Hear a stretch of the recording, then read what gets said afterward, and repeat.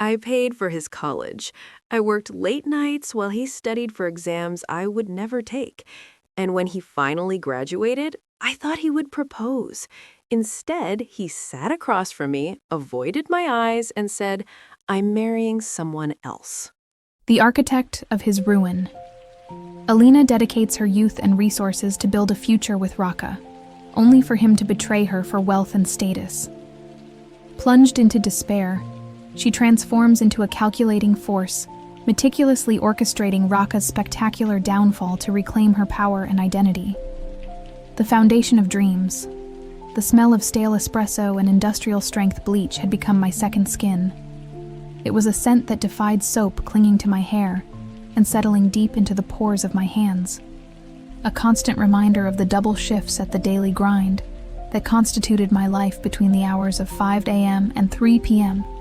From 4 p.m. to midnight, the scent changed to the dust of the university library archives, where I shelved books I didn't have the time to read, and the metallic tang of the subway rails that ferried me between these two worlds. I wiped the counter for the third time, the rag leaving a streak of moisture that quickly evaporated under the harsh fluorescent lights.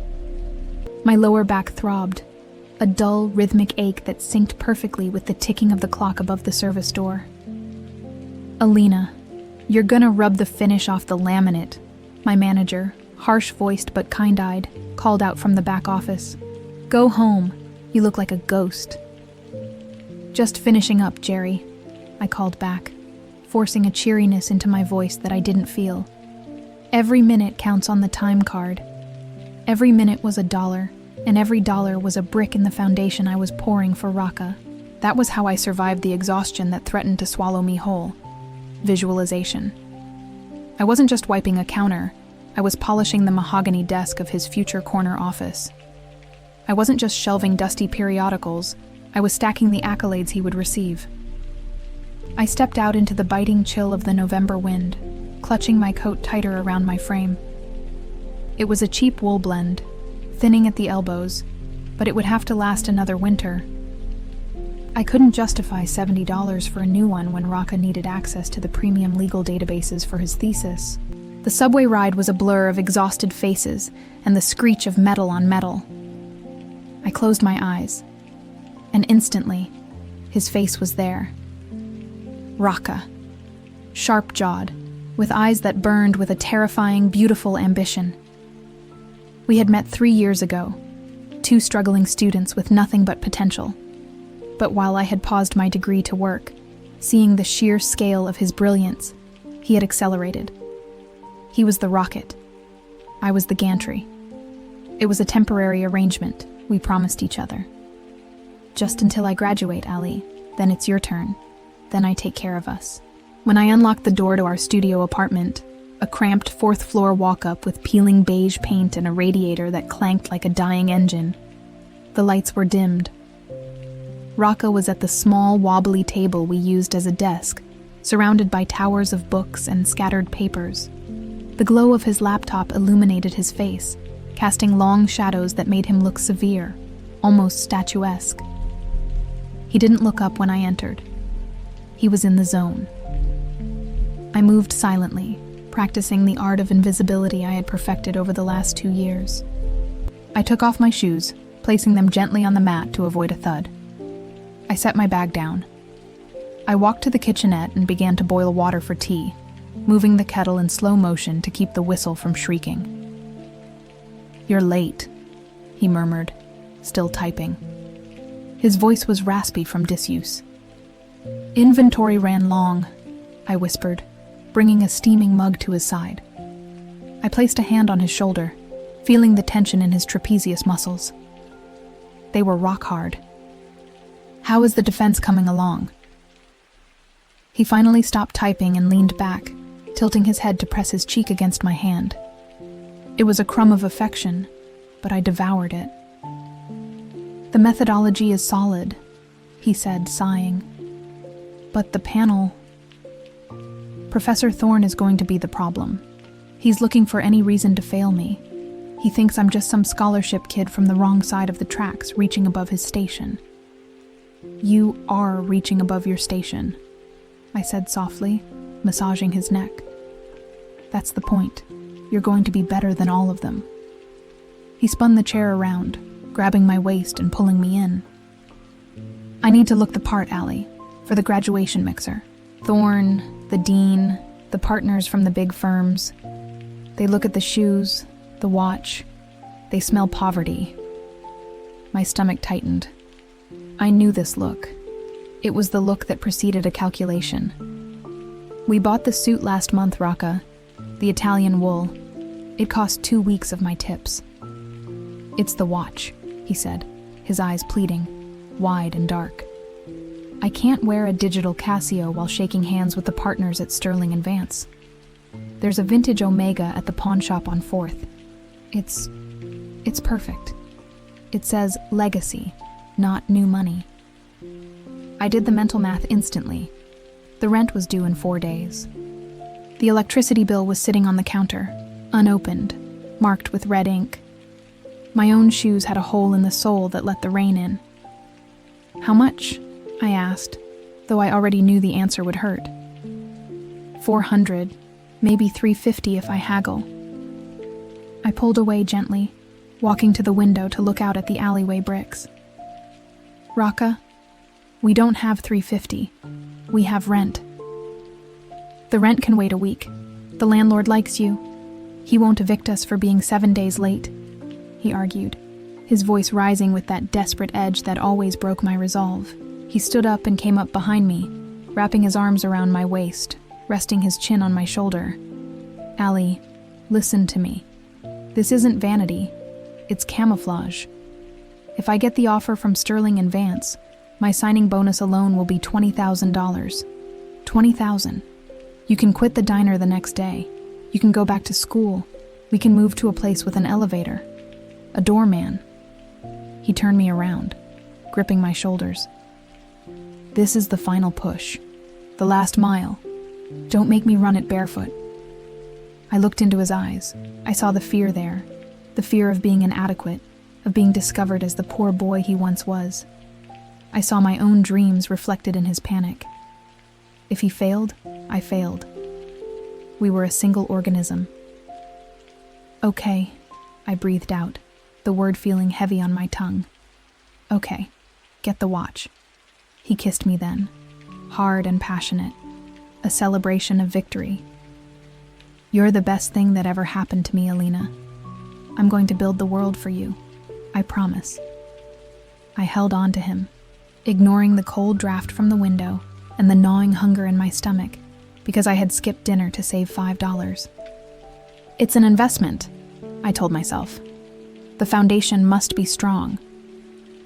The months bled into weeks, and the weeks into days, until finally, the calendar on the wall, marked with a thick red circle, declared it was time. Graduation day dawned with a sky so aggressively blue it felt like a heavy-handed metaphor for hope. The heat was sweltering, an unseasonable scorching sun for late spring, but I didn't care.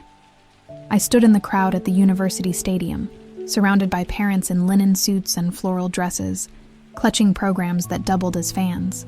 I was wearing a dress I had found at a thrift store, carefully hemmed and pressed until it looked respectable. I had polished my old heels with a black marker to hide the scuffs, but my eyes were fixed on the sea of black gowns on the field. When the procession began, the swell of pomp and circumstance hit me in the chest like a physical blow. Tears pricked my eyes, hot and sudden. I scanned the rows, my heart hammering a frantic rhythm against my ribs. And then I saw him. Rocca was walking near the front, distinct among the crowd. He walked differently than the others. He didn't saunter, he marched. His head was held high, his posture impeccable. The sun caught the gold rim of the Omega watch on his wrist as he adjusted his cap. He looked like he belonged to a different species than the boy who used to cry in my arms about failing stats. He looked like a king. I wasn't just watching a boyfriend graduate. I was watching my masterpiece unveiled. A woman next to me, draped in expensive silk and smelling of jasmine perfume, noticed my intensity. She smiled politely. One of yours down there? Yes, I choked out, unable to tear my gaze away. My partner, Raka. A proud day, she said, clapping politely as the dean took the podium. You have no idea, I whispered. The ceremony was long, a parade of speeches about duty and future and potential, but I hung on every word as if they were gospel. I replayed the last 4 years in my mind. The nights I slept in the bathtub because Raka needed the bed to spread out his charts. The time I sold my grandmother's locket to pay for his LSAT prep course.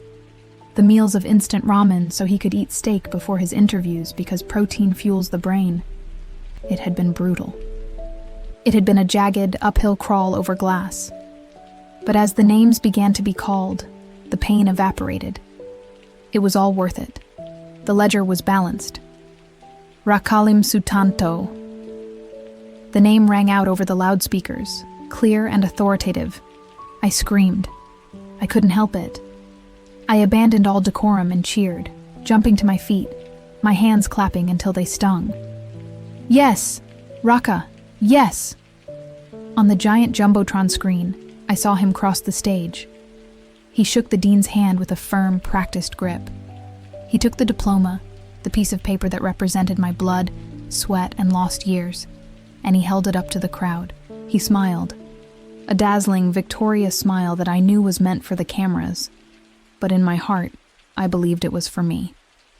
As the ceremony ended and the caps were tossed into the air, a chaotic cloud of black squares against the blue sky, I fought my way through the crushing crowd toward the designated meeting point near the fountain.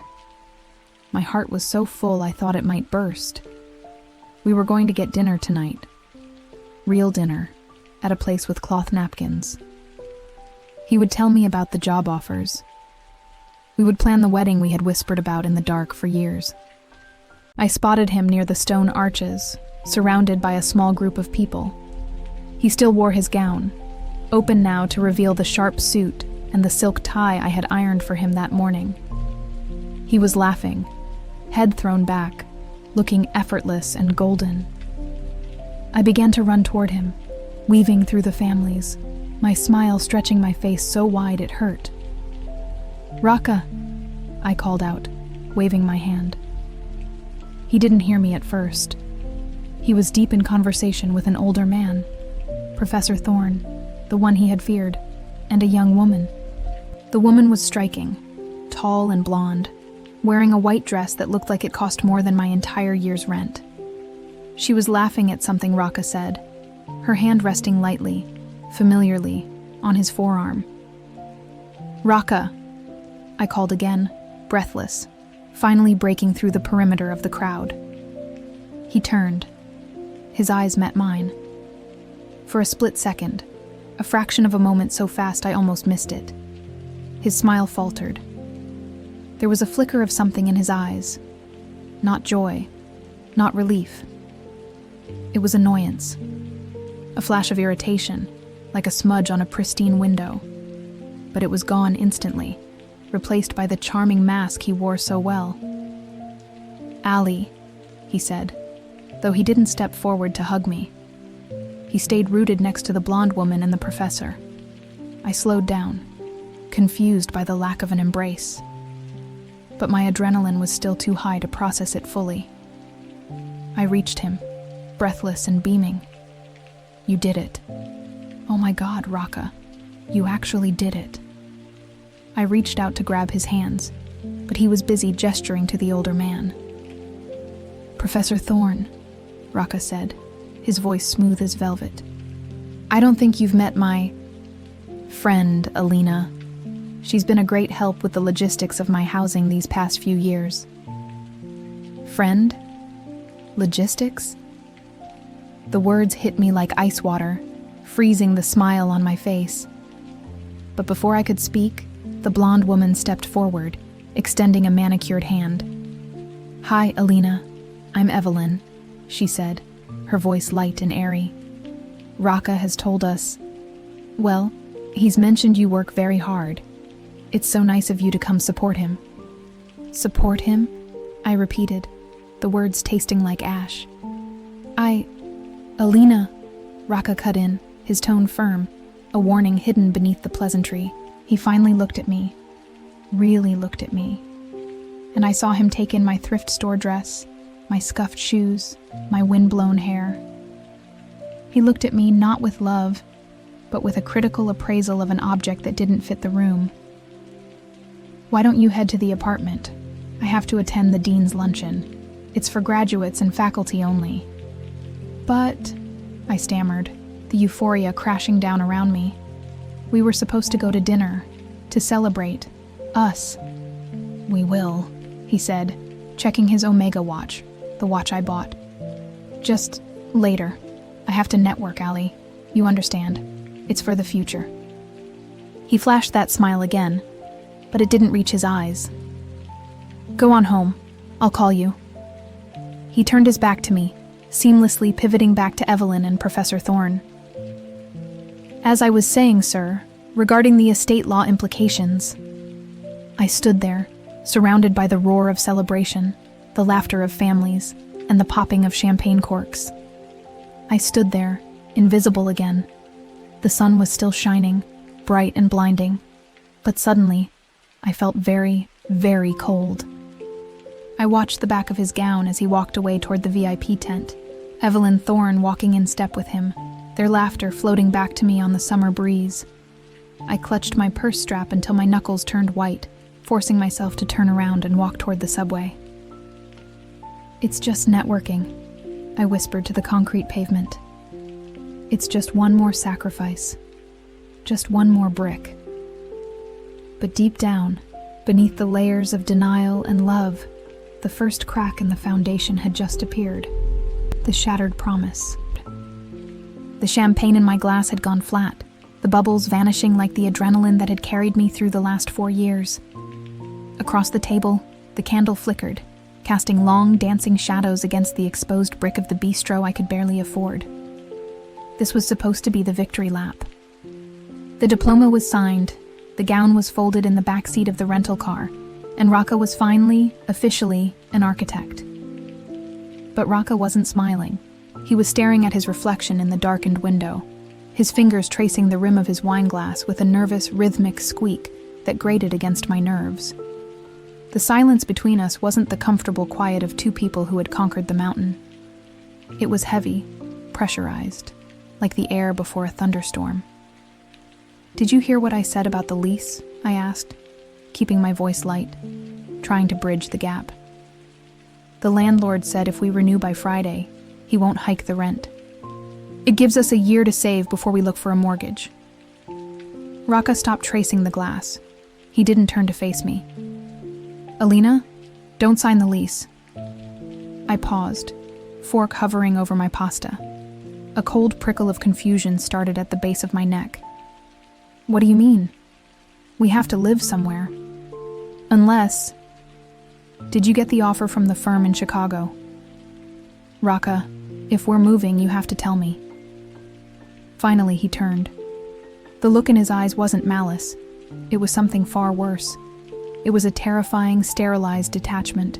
It was the look of a man analyzing a structural flaw in a building he intended to demolish. "I'm not moving to Chicago," he said, his voice steady, practiced. "And we aren't signing a lease." "I don't understand." I set the fork down. The ceramic clink sounded like a gunshot in the quiet restaurant. "You're scaring me.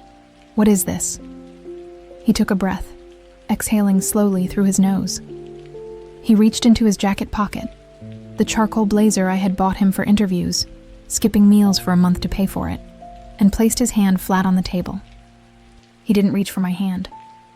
He created a boundary. "These last few years, I appreciate them, Alina. I do," he began, and the past tense hit me like a physical blow to the sternum. "You helped me survive. You were exactly what I needed to get through school." "What you needed," I whispered, the blood draining from my face. "Raka, I'm your partner. We built this. We talked about this day 1,000 times. We talked about my success," he corrected, his tone hardening slightly. "And now I have it.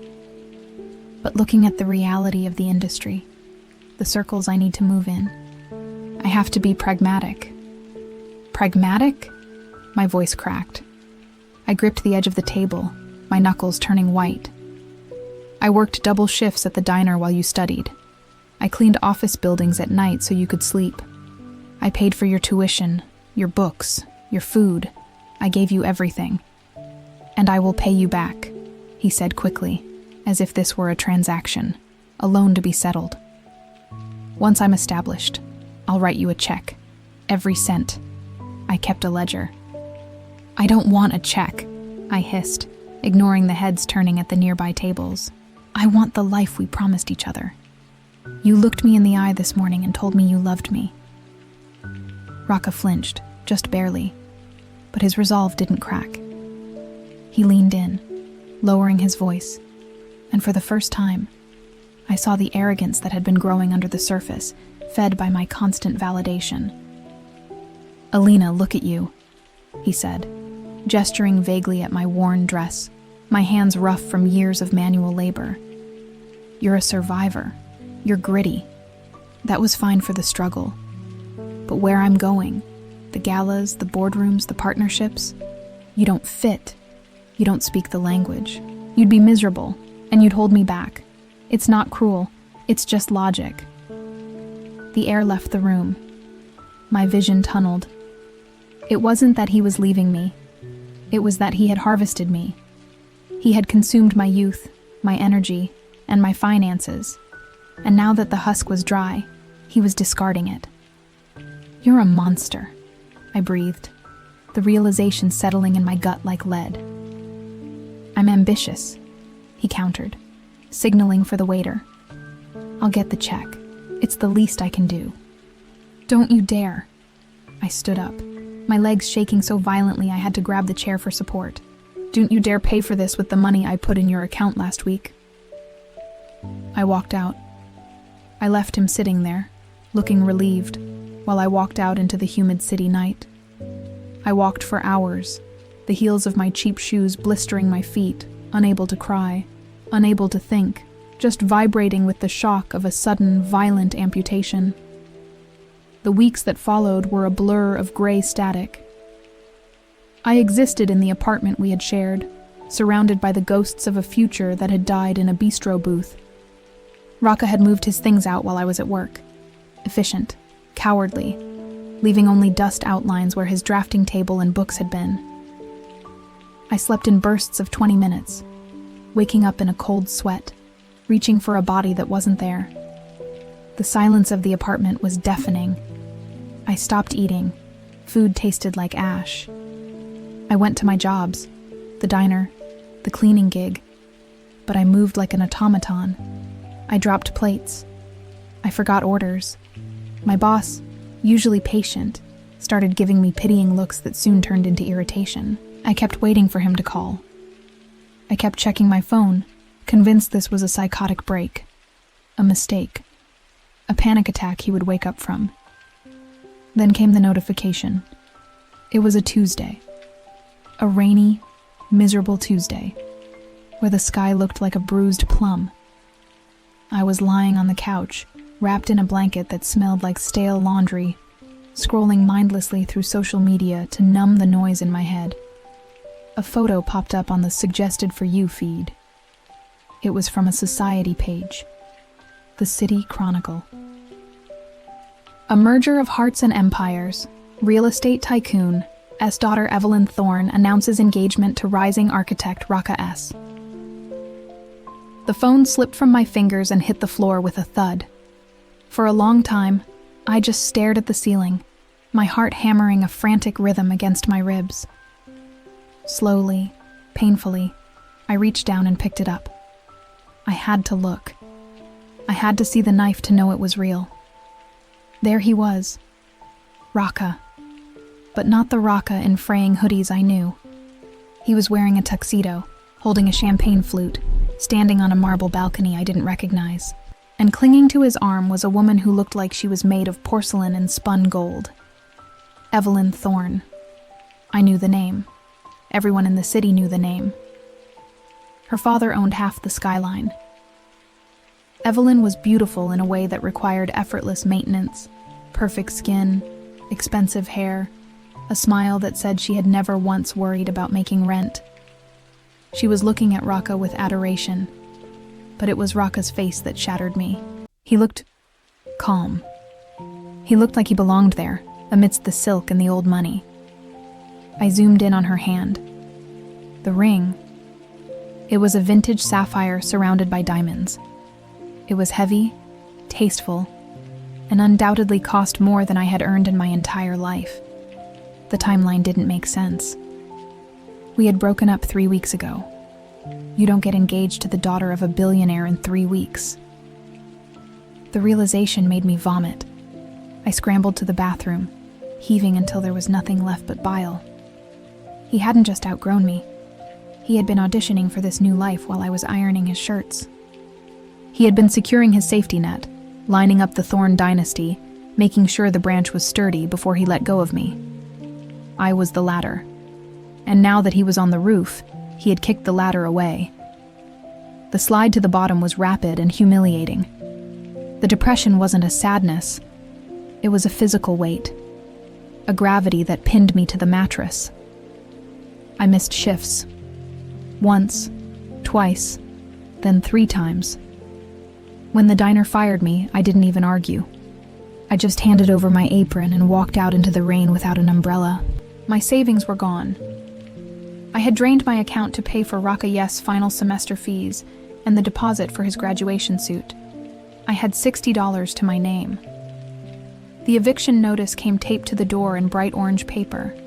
It was cheerful in its color, brutal in its content. 3 days to vacate. My friend Sarah came over on the second day. She found me sitting on the floor amidst half-packed boxes, staring at a wall. The apartment smelled of neglect.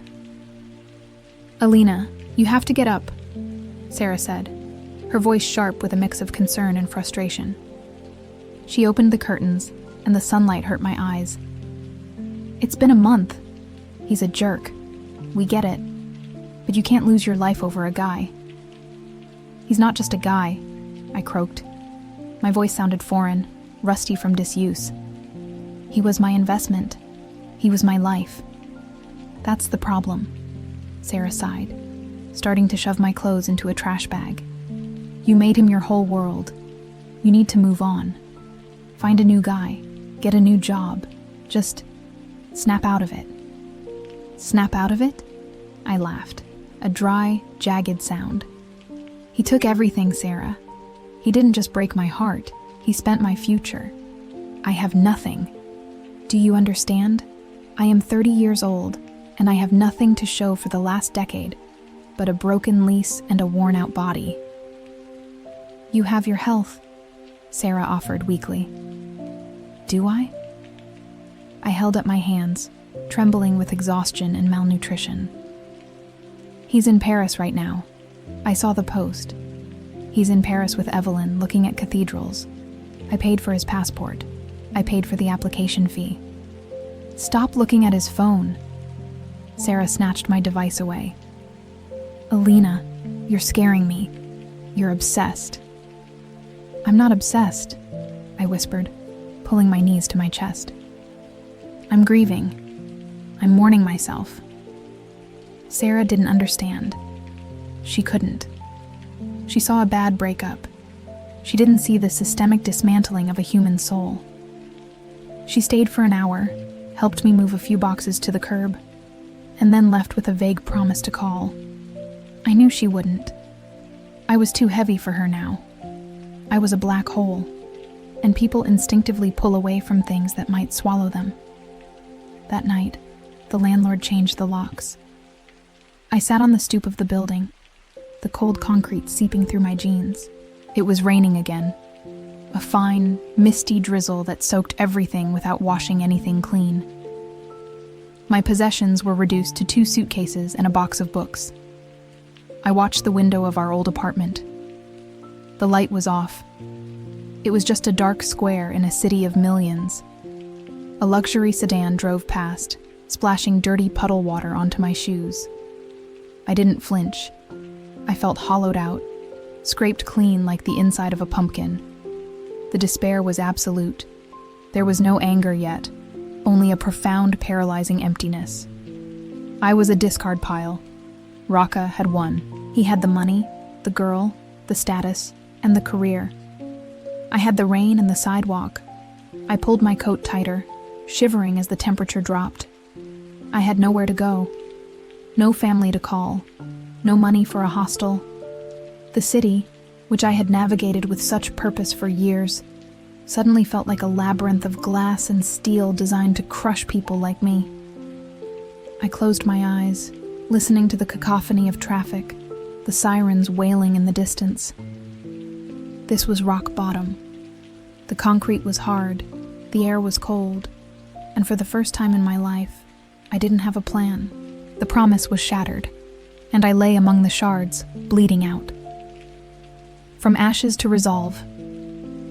The ceiling fan clicked, a rhythmic, mocking metronome counting away the seconds of a life I no longer recognized. Click, scrape, silence. Click, scrape, silence. I lay on a mattress that smelled of damp wool and someone else's cigarettes, staring at a water stain on the plaster that looked vaguely like a map of a country that didn't exist. This was my kingdom now, a 300-square-foot basement studio in the garment district, where the pipes rattled like dying men, and the sunlight was a rumor that never quite made it through the grime-encrusted transom window. My stomach cramped, a dull, twisting reminder that my last meal had been a packet of instant oatmeal almost 24 hours ago. I rolled over, the cheap polyester sheet tangling around my legs. In the darkness, my hand brushed against the cold concrete floor. It had been 3 months, 90 days of descending a staircase that seemed to have no bottom. The grief I had felt initially, that searing, screaming agony that felt like having my ribs cracked open, had receded. In its place, a gray, suffocating fog had settled. I didn't cry anymore. Crying required hydration, and it required hope that someone might hear you. I had neither. I forced myself up. The air in the room was stale, recycled, heavy with the scent of mildew. I walked to the tiny sink, twisting the tap.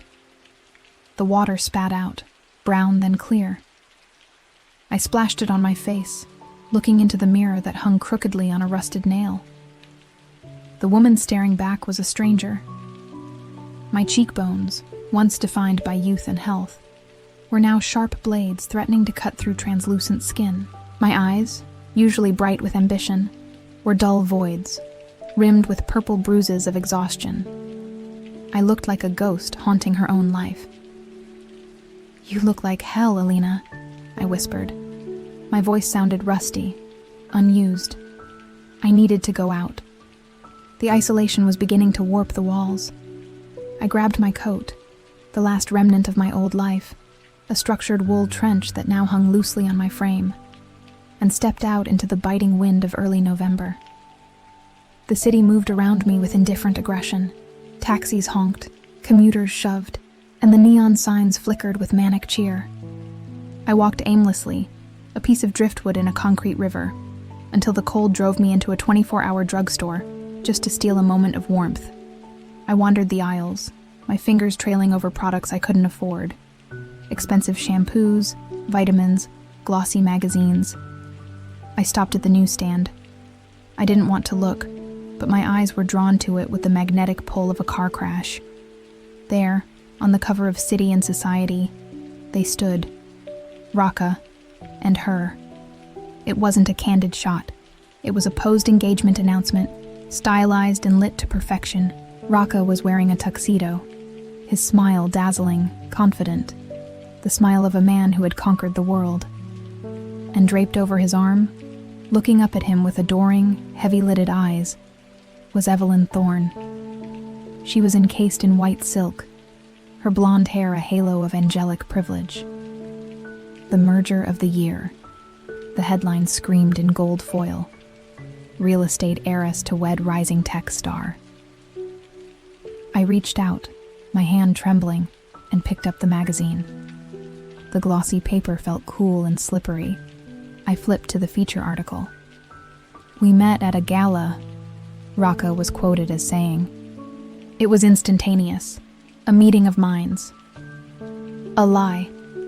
A clean, sanitized lie to paste over the years I had spent editing his thesis, ironing his shirts for interviews, skipping meals to pay for the servers that hosted his beta code. He hadn't just left me, he had revised history.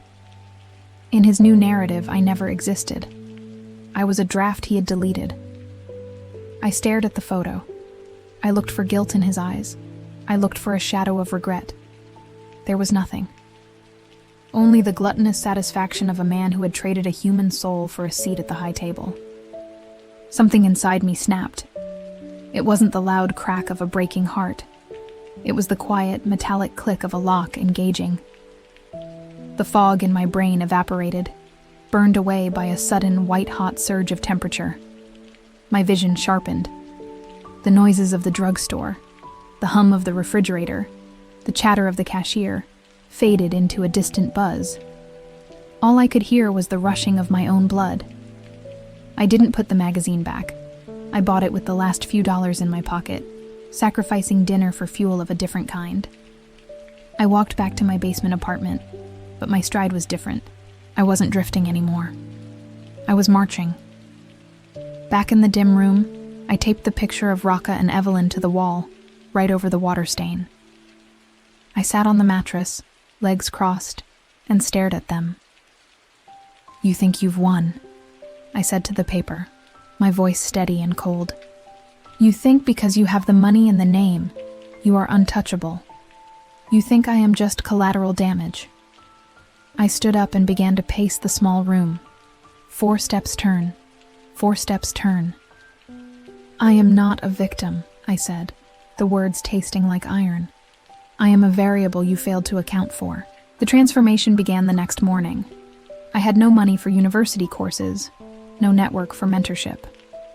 But I had a library card, and I had time. The public library became my office, my sanctuary, and my war room. I arrived when the doors opened at 8 a.m. and left when the security guard flashed the lights at 9 p.m. I bypassed the fiction aisles, the self-help section, and the romance novels. I went straight to the stacks that smelled of dust and old leather, economics, psychology, strategy. I didn't just read, I devoured. I treated every book as a survival manual. I read Machiavelli, not for philosophy, but for tactics. I studied the art of war, then moved to modern corporate governance. I analyzed the biographies of tycoons, looking not for their successes, but for their failures, the moment hubris blinded them.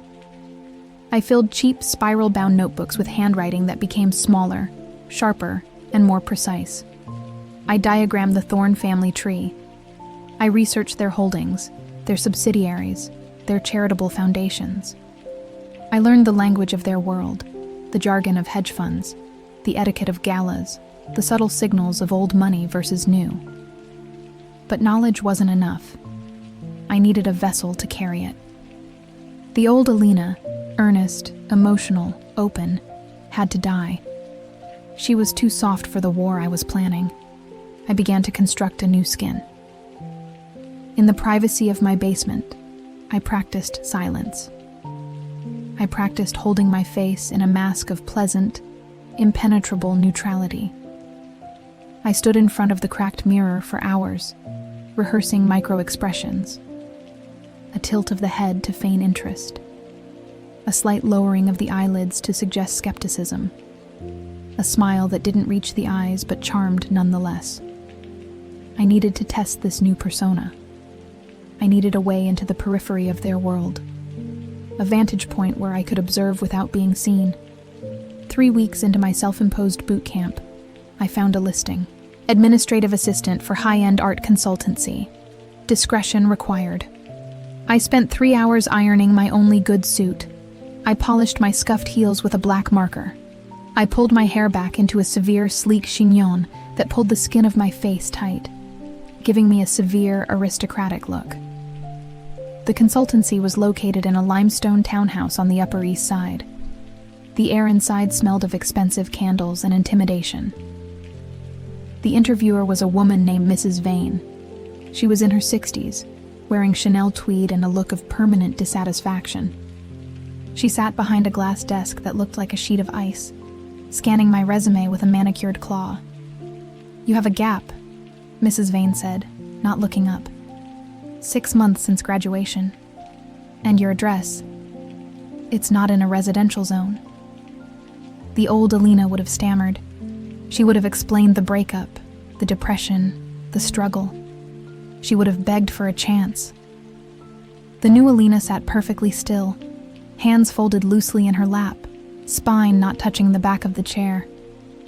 "I took a sabbatical to settle family affairs abroad," I lied.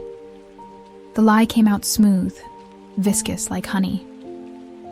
"As for the address, I am currently in temporary housing, while I look for a property that suits my requirements. I prefer not to rush into a lease." Mrs. Vane looked up, her eyes narrowing behind rimless glasses. She was testing the armor. "This job is not glamorous, miss." "Alina," I supplied, cutting off the need for a surname. "Just Alina is fine. It involves dealing with difficult people, wealthy people, people who will treat you like furniture. Can you handle being invisible?" I held her gaze. I didn't blink. I let the silence stretch, controlling the tempo of the conversation. "Mrs. Vane," I said softly, my voice pitched low, forcing her to lean in slightly. "I have no desire to be the center of attention. I find that the person in the spotlight is often the one blinded by the glare. I prefer the shadows. That is where the real work gets done." Mrs. Vane paused. For a second, the air in the room shifted. She saw something in me, not desperation, but a mirror of her own hardness. She saw a predator recognizing another predator. "We deal with sensitive information," she pressed, leaning back. "Client lists, acquisition targets, indiscretions." "Discretion isn't a skill for me," I replied, a small cold smile touching the corner of my mouth. "It's a lifestyle. I have no interest in gossip. I am interested in efficiency." Mrs. Vane tapped her pen against the glass desk. Tap, tap, tap. "You're overqualified for filing and coffee," she noted, suspicion lingering. "I am looking for an education in how this world operates," I said. "I am willing to start at the bottom to get it." She studied me for a long moment, looking for the crack, the tremor in my hand. There was none. I had buried the trembling girl deep beneath layers of concrete resolve. "Start Monday," Mrs. Vane said, closing the folder. "Don't wear that shade of lipstick again. It's too eager." "Understood," I said, standing up smoothly. "Thank you." I walked out of the townhouse and onto the busy street. The wind was still cold, but I didn't feel it. I felt electric. I had a foothold. It was a tiny, precarious ledge, but it was enough. That night, back in the basement, I didn't look at the water stain. I looked at the picture of Raka. "I'm coming," I whispered to the glossy image. I sat down at my rickety table and opened a new notebook. On the first page, I wrote the date. Underneath it, I wrote a single sentence, the thesis statement of my new life. "To dismantle a tower, you do not strike the spire, you rot the foundation." I turned the page and began to write. The ink flowed dark and permanent. The time for weeping was over. The time for architecture had begun. The silent weaver of ruin. The rim of the crystal flute felt cold against my lip, a sharp contrast to the feverish heat of the ballroom. I stood in the shadow of a marble pillar, swathed in a gown of midnight silk that draped over my body like liquid armor. 5 years. It had taken 5 years to meticulously construct the woman who now stood here. No longer the weeping girl who had begged for answers, but a phantom in high society, a ghost in the machine of Raka's perfect life. The sensory overload of the Sterling Foundation Gala was designed to intoxicate. The air smelled of white lilies and old money, a cloying scent that masked the rot beneath the floorboards. A string quartet played Vivaldi in the corner. the frantic bowing of the violins echoing the subtle nervous energy that rippled through the room. And there he was. Rocca stood under the cascading light of the central chandelier, a champagne glass held loosely in his manicured hand. He looked older, thicker around the waist, his hair salted with a dignified gray that suggested wisdom he did not possess. He was laughing at something a senator was saying, that practiced, charming tilt of the head I used to think was reserved for me. It wasn't. It was a tool, just like his smile, just like his hands. Beside him stood Evelyn Sterling. She was the crown jewel of the empire he had married into, the heiress whose fortune had paved over the cracks of his morality. She looked beautiful, brittle, and bored. Her eyes scanned the room with a predator's disinterest, missing the threat standing 20 feet away because she was looking for lions, not the spider spinning in the dark. "He looks comfortable," a low voice murmured beside me. I didn't turn. I knew the cadence of Silas Thorne's voice intimately. He was a disgruntled board member of the Sterling Group, a man whose ambition had been stifled by Rocca's rapid, sycophantic ascent. He was my pawn, though he believed himself my partner.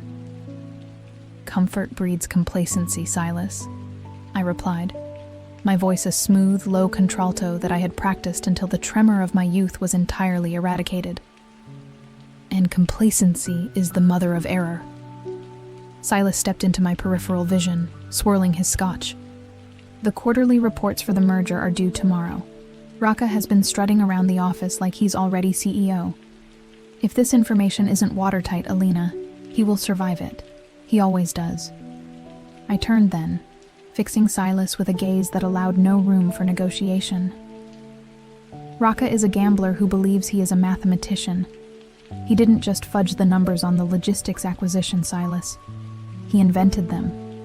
He routed the debt through 3 shell companies in the Caymans to inflate the quarterly profit, making himself look like a rainmaker to Evelyn's father. I reached into my clutch, bypassing my lipstick to touch the cool metal of a flash drive, though I didn't remove it. The digital transfer had already been completed an hour ago. "The audit trail is in your inbox," I said softly. Not the official one, the real one. The one he thought he buried under layers of digital sediment. I merely excavated it. Silas took a slow sip of his drink, his eyes gleaming with malicious anticipation. If the old man sees this, the merger halts. Rocca's bonus, his stock options, they evaporate. "It's not about the money, Silas," I corrected him, turning my gaze back to the center of the room. "It's about the trust. Evelyn's father prizes integrity above profit. It's the Sterling brand. If Rocca is exposed as a liability, as a liar, the professional asphyxiation begins." "You sound like you want him to suffer," Silas noted, a hint of curiosity in his tone. "I want him to be seen," I said, the truth tasting like iron on my tongue. "For exactly what he is." Silas nodded and moved away, disappearing into the crowd to plant the poison I had distilled. I remained still, a statue in silk, watching the play begin. I watched as Silas approached the patriarch, Marcus Sterling. Marcus was a formidable man, sitting in a velvet armchair like a king on a throne, holding court. I watched the brief exchange, the subtle handoff of a tablet, the whispered words that caused Marcus's bushy white eyebrows to knit together. My heart hammered against my ribs, not with fear, but with the adrenaline of the hunt. For years, I had studied corporate law, forensic accounting, and social engineering. I had learned to hack not just computers, but people. I knew that Rocca's greatest weakness wasn't his greed. It was his arrogance. He believed he was the smartest person in every room. He never imagined that the girl he discarded could evolve into a predator capable of tracking him through the dense jungle of high finance. The shift in the room's atmosphere was subtle, perceptible only to those looking for it. Marcus Sterling gestured to his son-in-law. I saw Rocca excuse himself from the senator, a confident smile still plastered on his face. He walked over to Marcus, his stride purposeful. the picture of the dutiful heir apparent. He leaned down to hear what the old man had to say. Then, the freeze. It was a microscopic moment. Raka's back stiffened. The hand holding his glass tightened until the knuckles turned white. He straightened up, looking around the room with a sudden, frantic energy, as if trying to spot an invisible sniper. He didn't see me. I was just a silhouette against the velvet drapes. He said something to Marcus, a denial, undoubtedly. Marcus didn't look up. He simply tapped the tablet screen, a gesture of dismissal that was louder than a scream in the quiet politics of the gala. Raka turned, his face flushed. He looked for Evelyn. She was standing near the ice sculpture, talking to a gallery owner. He marched over to her, abandoning the grace he prized so dearly. I moved then, drifting closer, weaving through the crowd like smoke. I needed to hear it. I needed to witness the first fracture. I stopped near a high-top table occupied by a group of oblivious debutantes, close enough to catch the tenor of their voices over the music. "Embarrass me, Raka. I swear to God," Evelyn hissed, her smile fixed for the public, but her eyes throwing daggers. She adjusted the diamond strap of her dress, leaning away from him. "It's a misunderstanding, Evie," Raka pleaded, his voice pitched low, vibrating with a panic I hadn't heard since we were 22 and broke. "Your father is looking at preliminary data. It's raw. I can explain it. Father says you're leveraging assets we don't even officially own yet," Evelyn snapped, taking a sip of her champagne, her eyes scanning the room to ensure no one was watching their domestic dispute. He used the word fraud, Raka. "Do you know what that does to the stock price if it leaks? Do you know what that does to me?" "It won't leak," Raka insisted, sweating now. "I handled it.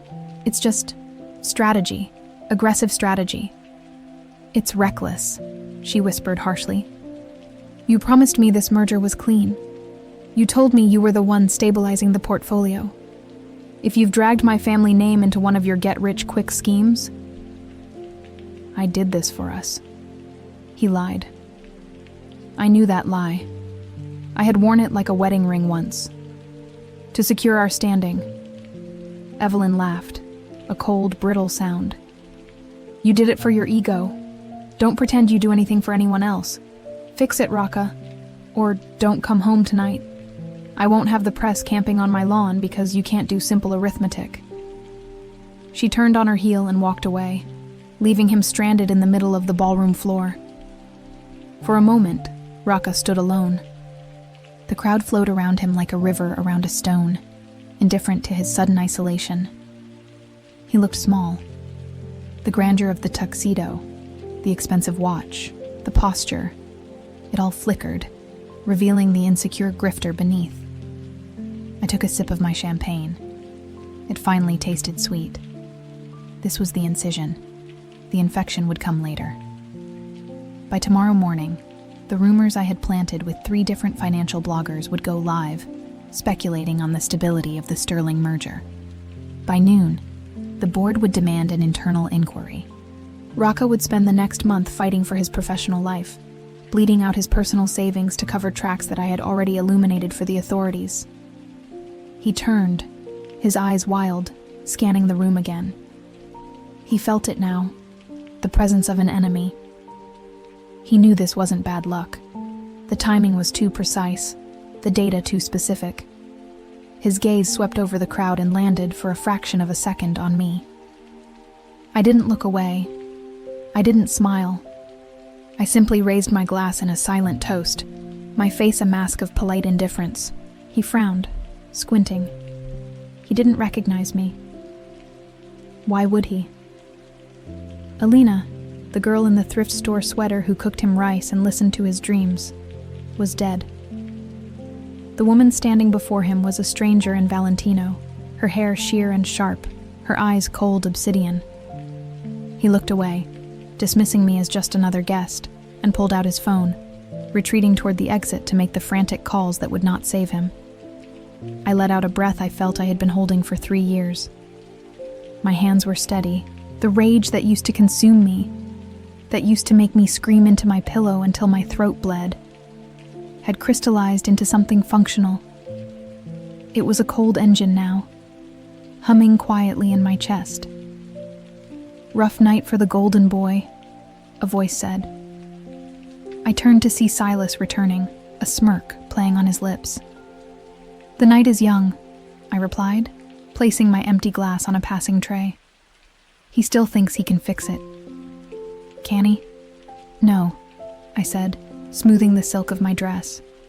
"Because he's fighting the numbers. He doesn't realize he's fighting history. He doesn't realize that every shortcut he took to get here is a landmine I've reactivated." "You're terrifying, you know that?" Silas said, though he sounded impressed. "I'm efficient," I corrected. "There is a difference." I walked toward the balcony doors, needing the bite of the night air. The city sprawled out below us, a grid of electricity and ambition. Somewhere out there, Raka was likely screaming at an accountant or lying to a lawyer. He was feeling the walls close in. He was feeling the loss of control. I leaned against the stone railing, the wind whipping strands of hair across my face.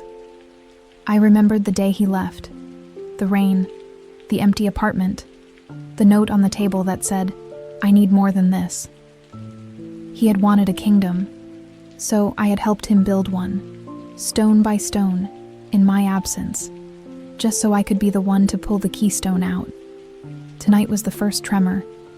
He would go home to a cold wife and a suspicious father-in-law. He would lie in bed staring at the ceiling, wondering where the leak came from.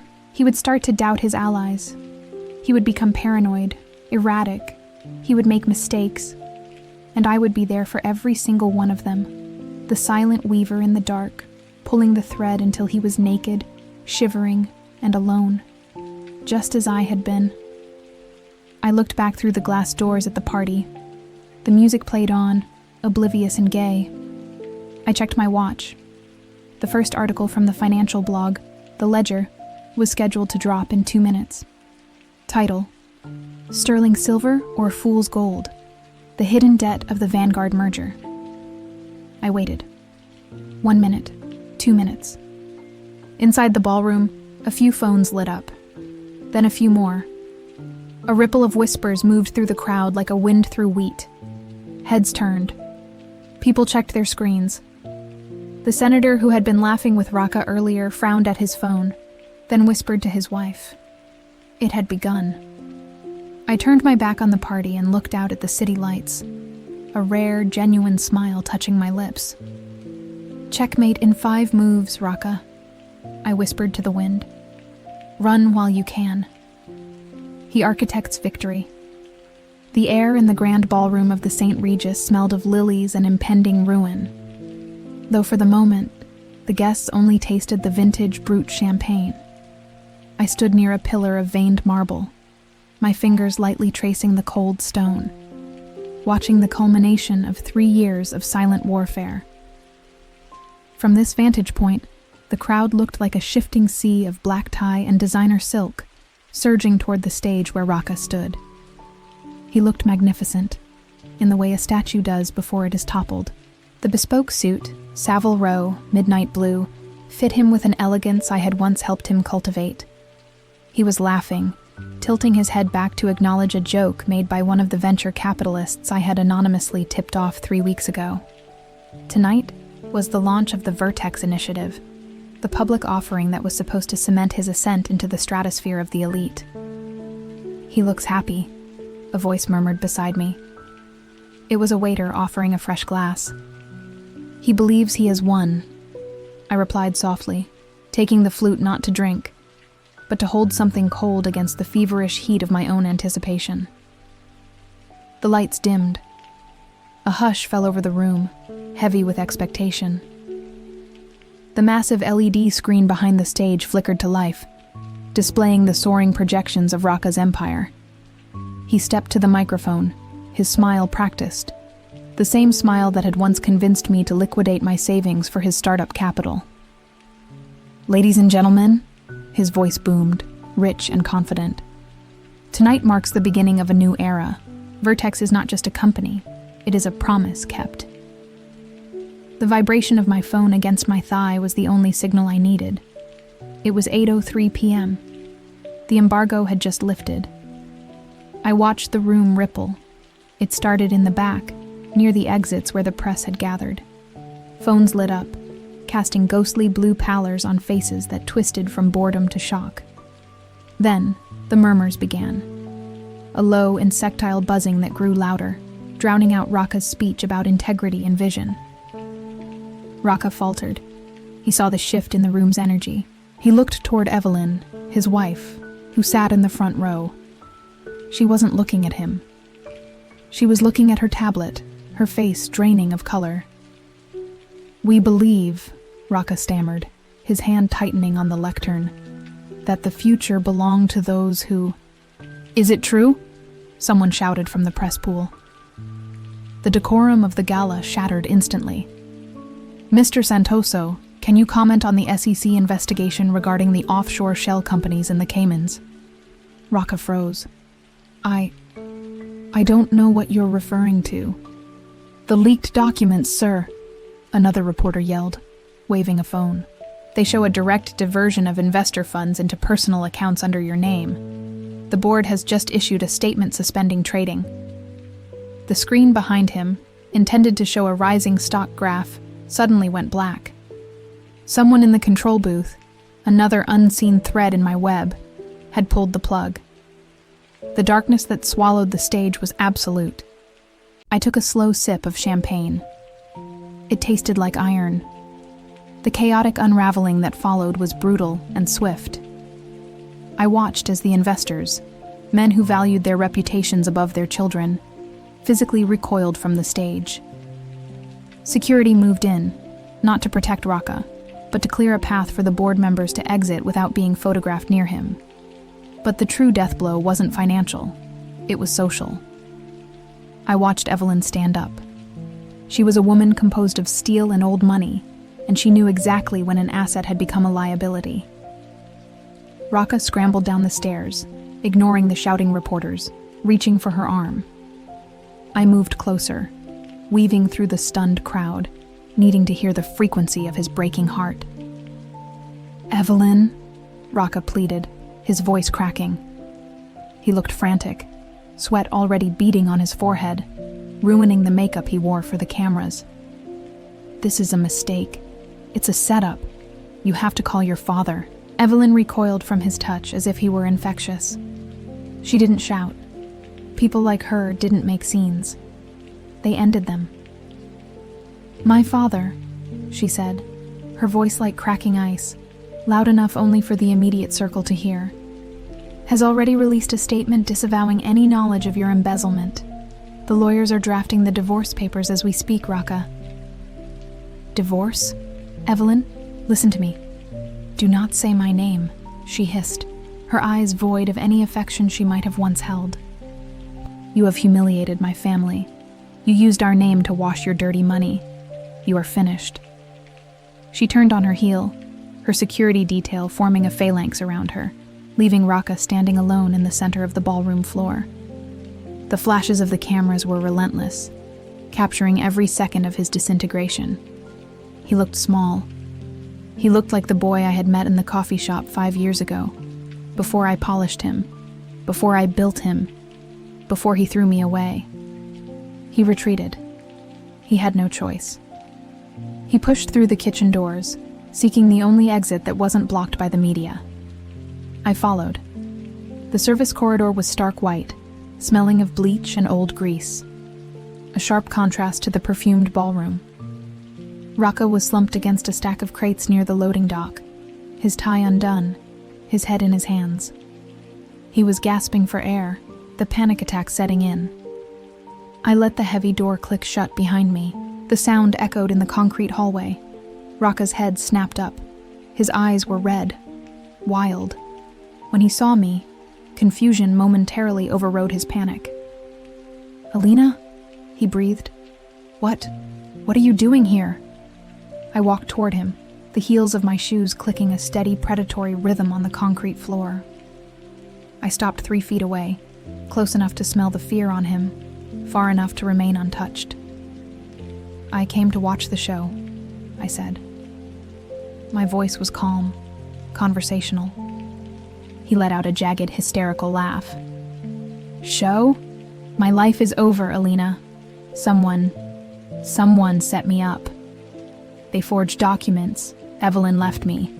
They're going to arrest me." He looked at me, a flicker of the old arrogance trying to spark. "You have to help me. You were always good with the books. You can find the error. I can pay you." The audacity of it was almost impressive. Even in hell, he thought he could employ me to bring him water. "There is no error, Raka," I said. He blinked, wiping sweat from his upper lip. "What?" "The Cayman accounts, the diverted funds, the discrepancy in the quarterly reports that triggered the audit this morning. There is no error." I tilted my head. "The math is perfect. I checked it myself." Raka stared at me. The silence stretched, heavy and suffocating. I saw the gears turning in his mind, grinding against the rust of his narcissism. He stood up slowly, pushing himself off the crates. "You?" he whispered. "You checked it?" "I wrote it," I corrected. His face went slack. "I don't understand." "Do you remember 3 years ago, Raka?" I asked, taking a step closer. "When you told me that I didn't fit into your future? That I was useful for the startup phase but not viable for the empire you wanted to build with Evelyn?" He flinched. That was business. It wasn't personal." "Everything is personal," I replied. "You took my designs. You took my savings. You took the best years of my life, used them as kindling to warm yourself, and then kicked me into the snow. You thought I would just fade away. You thought I was a stepping stone." "Alina, you're crazy." He backed away, hitting the metal door of the loading dock. "You orchestrated this? All of this?" "I didn't just orchestrate it. I designed it," I said, my voice dropping to a whisper that carried more weight than a scream. "I introduced you to the investors who I knew would turn on you at the first sign of trouble. I recommended the accountant who set up the shell companies. Did you know he is my cousin S. husband? I leaked the indiscretions to Evelyn's father 6 months ago. Just enough to make him suspicious. Just enough so he'd be ready to cut the cord tonight." Raka looked at me with genuine horror now. He wasn't looking at his ex-girlfriend. He was looking at a stranger. "Why?" he croaked. "You could have just sued me. You could have moved on." "Sued you?" I laughed, a dry, humorless sound. "Money is easy to recover, Raka. Dignity is harder. I wanted you to understand something fundamental. You didn't build this empire. We did.